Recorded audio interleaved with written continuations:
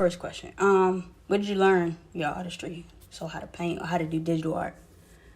Yeah, so it started really back when I was in like middle school for real. I went to a magnet school in Baltimore called Sudbrook, and it was a visual arts program.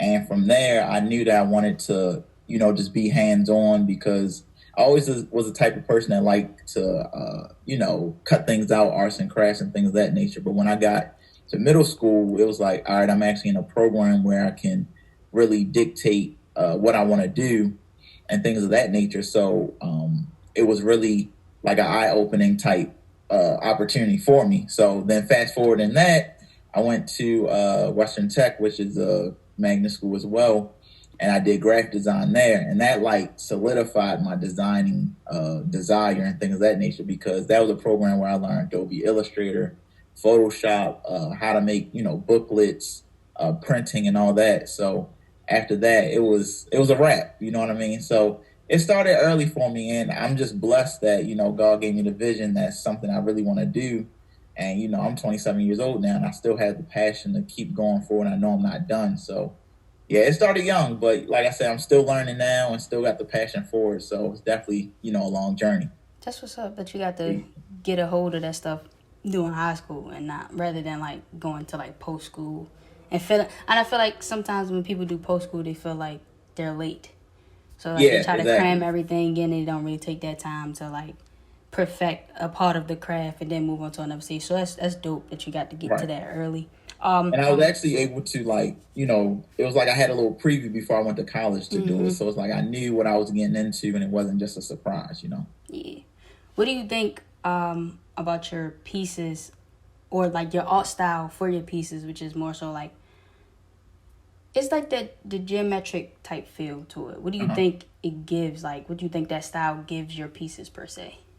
Yeah, so it's influence, and I always say like people might say I'm not influenced by anything, but we're always influenced by something. Art is always something that's you know let's be real, it's not nothing new. You take certain parts from different eras and you put them together to make it your own. So I kind of have like a cubist approach to it, but in terms of the subject style of it, it's pop culture mixed with a little bit of nostalgia. So I think it gives me a good mix of like classics because cubism is pretty old. It's going on over 100 years old as an art style, and I'm mixing that with content that's relevant for today's time. So I think it's just a great mix, and it takes people back to a certain time, but at the same time, it makes people think forward, and it keeps your mindset in the present day. So I think it's a great mix and a great bond with each other. So for some of your pieces, well, a good portion of your pieces, the subjects in the piece don't have a face. But I mean, for our culture, we know who those people are. We are Right. reminiscing with them, like you said, give us that nostalgia. What's Mhm. the strategy behind not using all those facial features?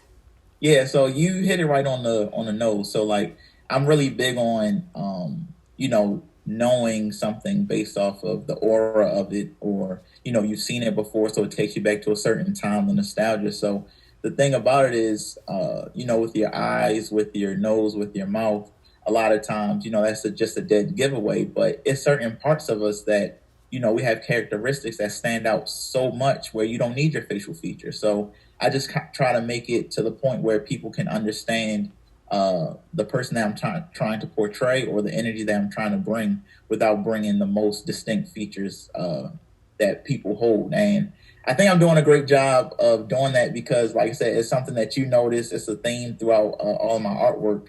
And I just want people to, see all the characteristics and not just, focus on the dead giveaway of facial features to try to label what something is or try to, guess what the person is. Okay, who do you consider your inspirations that aren't artists? That's a good question because I definitely was going to go straight to the artist. Aren't artists? I listen to a lot of music. J. Cole, that's one of my favorite musicians, rappers.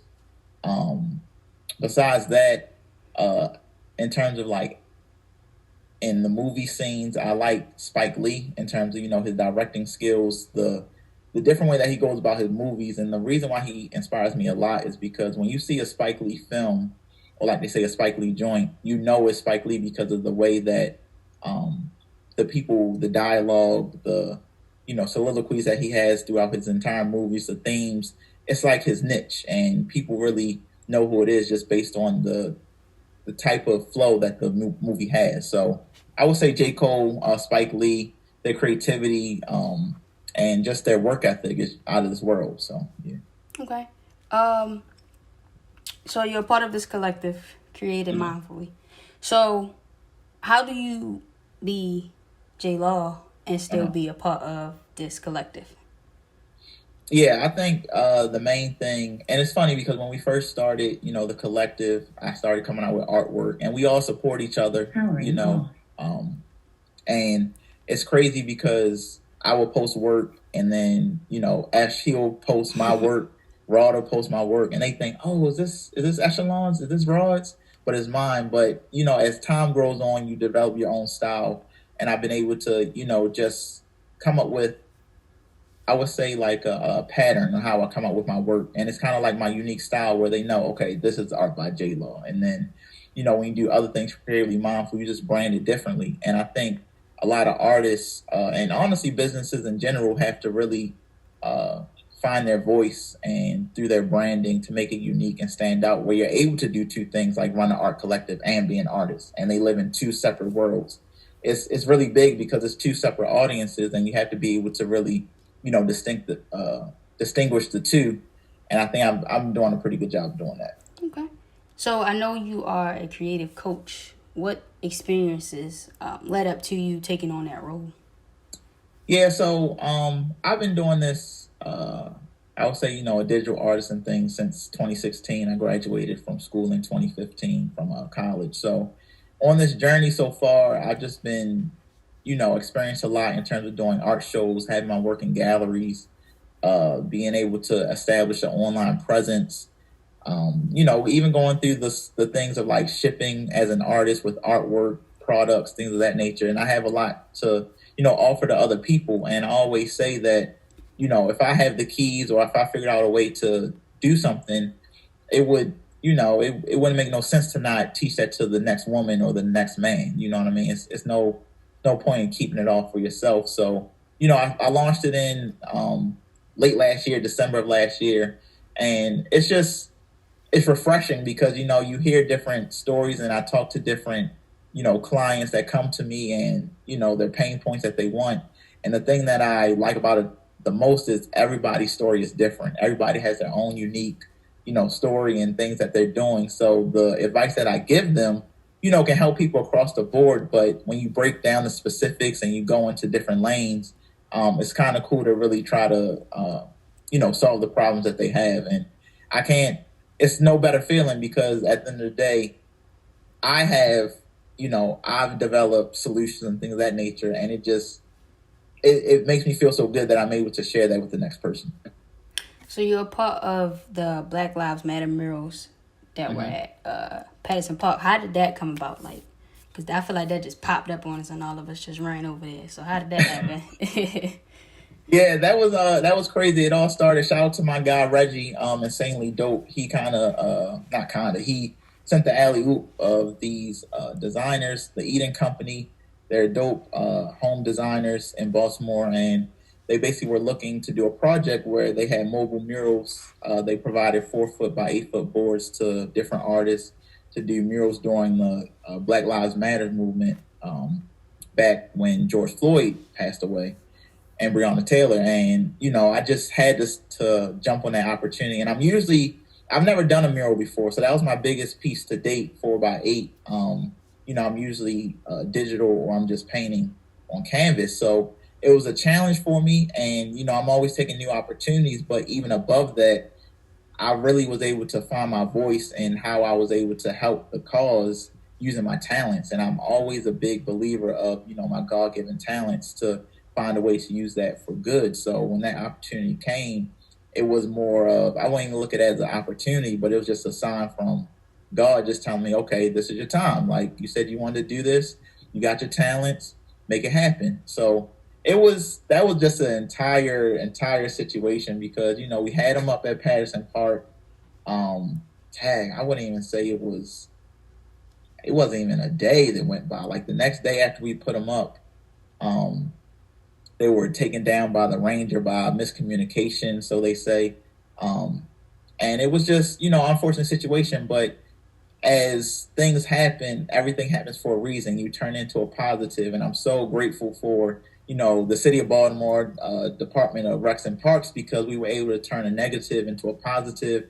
We're working with them right now to create programming for children, after school programs to the Rec and Parks, working on getting a location for a permanent mural. So it's just been so much to come from unfortunate situations, and it just shows you how things go wrong. You don't panic. You don't point fingers. You don't put a blame to maybe a certain person, but you try to see how you can turn it to something good. And also on top of that, you got to have tenacity, and you have to have ambition because we could have just swept it under the rug, but we didn't. We got the media into it. We got the news outlets. We were on ABC News, Fox 45, article in the Washington Post. So we got national buzz off of this, and it just created a great outcome to it. And I'm so grateful for everybody involved. Shout out to Unity Through Art, all the artists that participated, because that was just a crazy scenario that turned into great things that's going to happen for the city. So I know you put together like personal shows for yourself and other shows as far as with your collective. How is it? How is it now trying to put together a show in a pandemic, or like what was those changes that you had to make? Yeah, so it was tough, and specifically for the collective, Creatively Mindful. Last year we had zero shows, and I mean just from a business perspective, that will kill your business. Literally, no revenue for an entire year. That's ridiculous. But we stand strong. We keep our resilience, and we just try to do things that can help people virtually. So we had the artist lounge last year where we got artists to come on our Instagram live to talk about their work, their practice, and just their origin of where they come from, which was a great series. On top of that, we had an artist relief fund to help artists throughout the pandemic. We had people donate, and we were able to give $1,000 grant to an artist as well. So we're always looking out for artists, even though we're a business. We put the artists first, and that's what it's about. So it's been extremely difficult to put on the shows because we house anywhere between 250 to 300 people per show. So just in terms of a business aspect of it, to really go from that to just virtual, it's kind of hard. But great news! Just 2 weeks ago, we announced that we're doing a gallery with Supreme Beauty Bar in Owings Mills, Maryland. So she has a gallery wall where artists are able to put up their work, and the patrons in that shopping center and people can just come by to see the artwork and purchase it as well. So that's been a blessing because it's able to get us back on our feet to actually put artists in the forefront with their art showing to other people. And on top of that, it just gives them a space to house their art. Because you got to think, for the last year, no one's been showing art at art shows, exhibits and things of that nature. The only thing that's really been open has been galleries on, a very, social distance level and things of that nature. So for us to come out with this for, 2021, it looks like we're turning the corner a little bit with, the vaccines and COVID, so we get back to normal. So we're hoping by the end of the year, we might can have an in-person show for everybody. So, Okay. You just adapt to the times.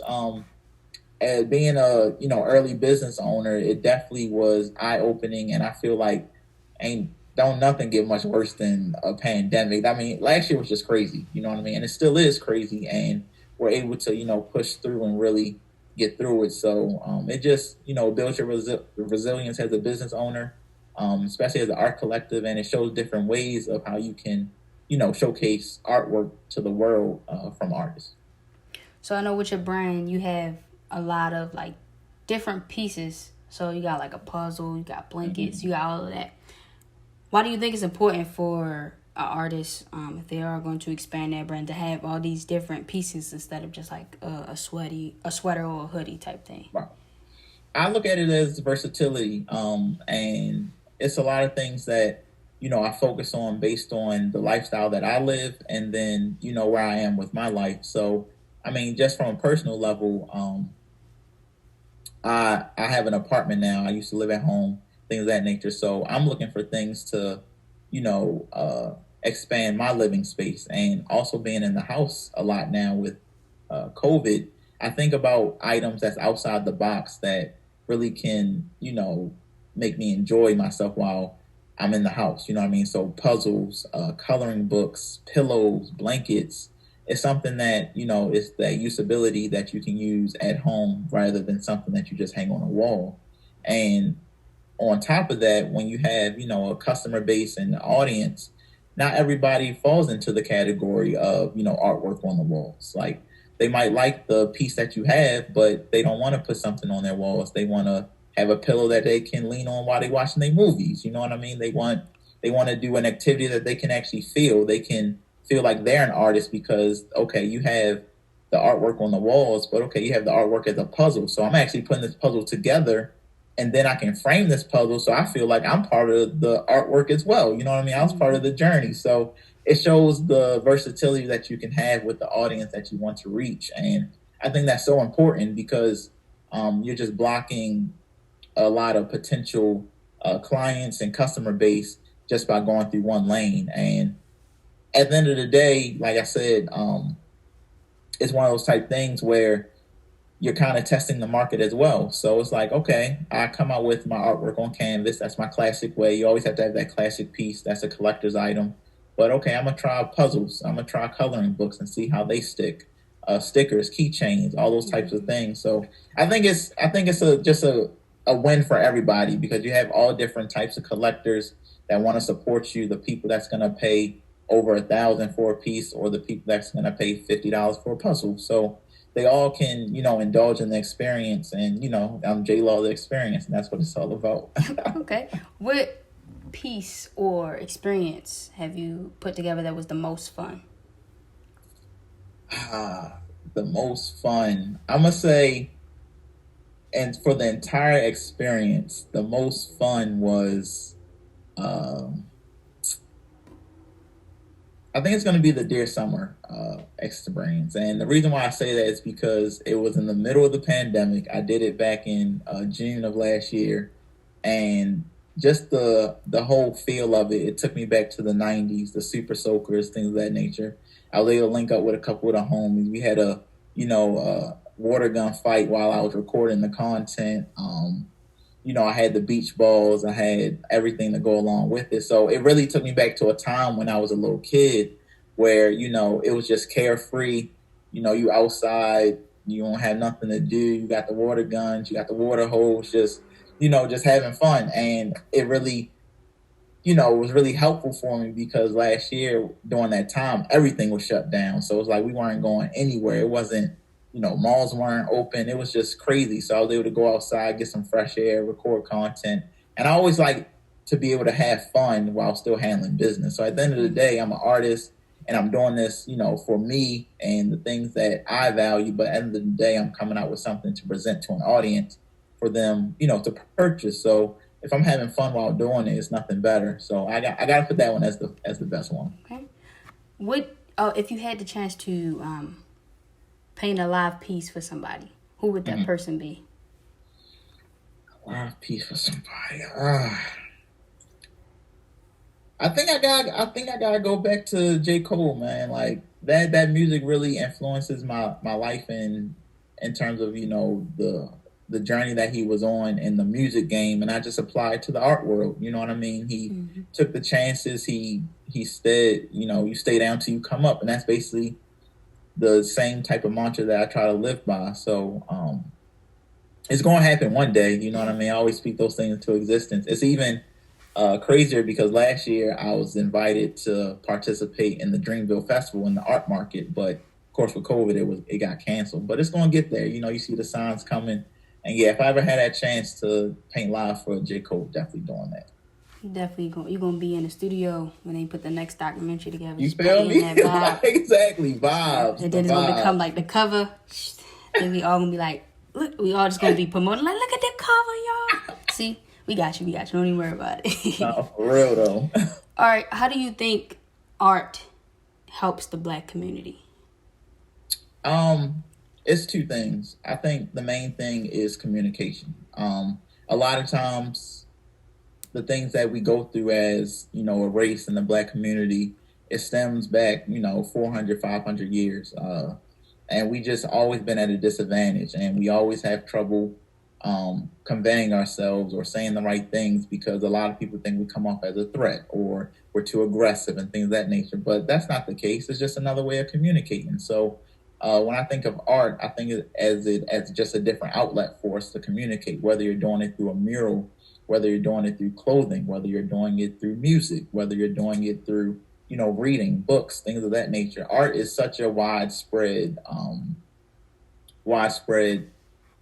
talent and things of that nature. It's so much that goes into it. And it's just amazing the things that you see from, the Black community through the arts, and not just me being a visual artist, but it's just so much more that comes to it. And I think that's one thing that unapologetically we do the best out of anybody is the art. Like, you got to think how much we influence the world based on what we do, our artistry and things of that nature, whether it's sports, whether it's, music, whether it's painting, visual arts, things of that nature. Like, we're dope as fuck, and it's crazy that we don't get our flowers like we should. So I think the communication aspect is so much prevalent in in the art world with us.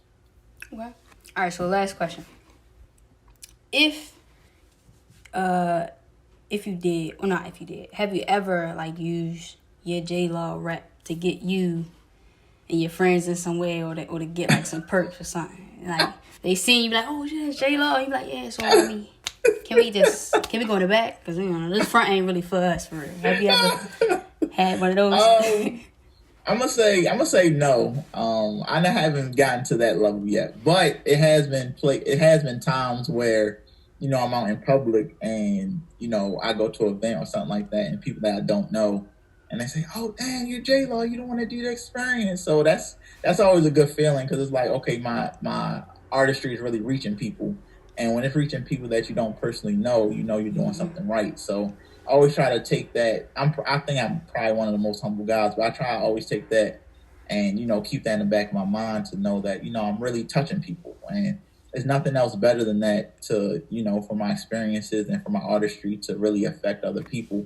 That's what it's all about. That's my main mission with my artwork is to really affect the world and bring that emotional feel, because we go through a lot of things in this world. So to have that release by looking at something that I do, or maybe it's a video I come out with to put that smile on your face, sometimes that's what somebody needs. You know what I mean? So I wouldn't say that haven't used my name for, I guess, clout, but definitely been noticed. We gotta wait till the clubs open back up. Like, oh, that's Jlaw right there. Let me get a bottle. Let me get that. We're gonna bring hey, we need 2 bottles. We got you. All right, boss. Well, thank you for doing this interview with me. It's good to have you. Definitely. I appreciate you. Shout out to the Orange Pop Show.